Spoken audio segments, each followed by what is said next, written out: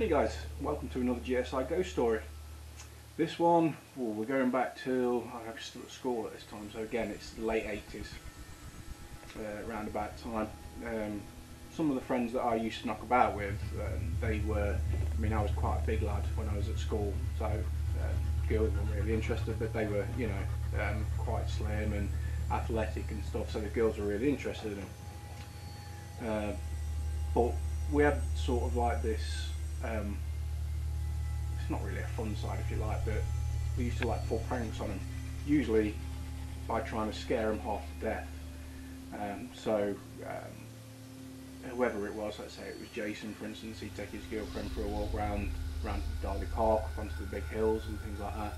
And there's really secluded areas up there, so me and a couple of other lads would dress in my dad's big Parker jacket, get a werewolf mask and stuff like that, spring out on them and frighten the life out of them, all pre-planned by Jason or whoever it was, sort of thing. And we'd done this 2 or 3 times over the course of a couple of months to Jason and his girlfriend, you know, again, like I say, all pre-planned by him. We were sods when we were younger. His girlfriend at the time, I think, was Lorraine. She ended up passing out once, which wasn't fun, a bit scary, but yeah, I mean, the top area of Darley Park, it's secluded by trees on both sides with a path which runs through the middle, but then on the right hand side you've got a few steps. I mean, it's all completely overgrown by bushes and things on the other side, but it goes up to 2 or 3 steps and a path which goes up quite steep to some flower gardens at the top. Very secluded area. There's brick walls and bushes and stuff all around, so we used to hide in them basically and jump out. And then one night Jason says, you know, do you want to pull a prank again? And I was, yeah, if you want. You know, it was always fun watching people scream and run about. So, same old plan. I don't think it was on Lorraine this time though, it was on, I don't know if it was one of his friends from school or something like that. And myself and James, who's with G.S.I, he came with me that time, that night. And the idea was we got up there early, so we could make sure everything was okay and then find a good hiding place and jump out. So we'd all pre-planned this with Jason. So me and James, off we went. Went wandering about, and you enter Darley Park at the top, and like I say, you go through wrought iron gate and all of a sudden it's just trees completely overhanging everywhere, so when it's dark it's pitch black. Lucky if you can see the tarmac in front of you on the path. It's quite a wide path, you'd probably get 5 or 6 people in a line across it, but it's pitch black. If it's windy, you've got the rustling of trees and things like that, you know, it can be quite disturbing. It did worry us a little bit. I mean, you don't know what sort of weirdos are out there, but in the 80s it didn't seem so bad. But anyway, we walking down the path and we come to the steps on the right which lead up to the flower garden. So we take the steps, it's only about 4 or 5 steps, and then up onto the path which goes up at the steep angle. As we get just to the top of the steps, I mean, you've got a good view right up to the top where there's a big brick wall and there's some park benches, so you can sit basically looking down the hill. And I could see a figure stood at the top.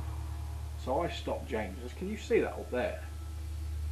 And he was like, no, and then we got a bit further and then he could see it. He said, yeah, there's somebody up there. So I was like, you know, is it a weirdo? Is it, you know, I don't know what it is.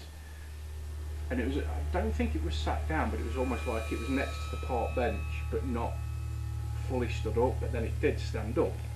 And it looked like an adult, but it was all black. Couldn't tell the clothes, no facial features, anything like that, but it looked like a person, reasonably big, tall, stocky, stood there. So we approached a little bit further and we were just like, you know, it's just somebody up there on the benches, you know, we're not the only ones that come up here to piss about, sort of thing. But then we noticed that the figure had started to move towards us, so we stopped and we called out, you know, who is it, sort of thing, and got no response. And then it was coming closer, and, you know, who are you, know, sort of thing. And I think James had picked up a rock at this point and he was going to peg it, and this figure was just getting closer and closer. So again, the closer it got, it's almost like its features you couldn't still see, its body line didn't change, but it was just like a black outline of a figure just walking towards us. We turned tail and pegged it. We didn't tell Jason, mind. We was too busy being freaked out, and we legged it. And anyway, a few hours later, I think we ended up going back to my house, and then we got a drink and then went on to Chester Green Park. Anyway, Jason turned up a couple of hours later. He said, "Where were you?" And we said to him, like, "Did you not, did you go up?" And he was like, "Yeah." So we went up, sat on the bench at the top, by the flower garden. So, "Did you not see a figure up there?" And he was like, "No." So there was nobody up there. So I was expecting you to jump out from behind one of the walls or the bushes, I mean, even, as he was walking, I was just sort of like, "Just do it now," sort of thing. And you never came out. So then we explained to him what had actually happened, and he said no, there was nobody up there. Now, we can't 100% say for sure it was paranormal. It could have been a person. You couldn't really say. It was very dark. Like I say, you're surrounded by trees and stuff, so you can see the outline of people. I'm sure from distance, myself and James would have been indistinguishable to people, just a figure. So we can't say for sure if it was a human being or if it was a spirit. I've not actually been back to the location since then. Perhaps it'd be an interesting one to go and do an investigation up there, maybe. But yeah, possibly a ghost sighting, but maybe just either somebody like us, teenager, somebody in their early 20s just messing about or waiting for someone, and they see somebody down there, so they've tried to approach him. They never answered when we called out, and they did come at us at one pace, if that makes sense. They didn't run, didn't make any noise, they just walked towards us, sort of thing. But we wasn't waiting to find out who it was or what it was, so we pegged it. But yeah, strange one. Maybe we'll have a look. Go up there one day. Anyway guys, hope you enjoyed that one. Please everybody stay safe, and until next time.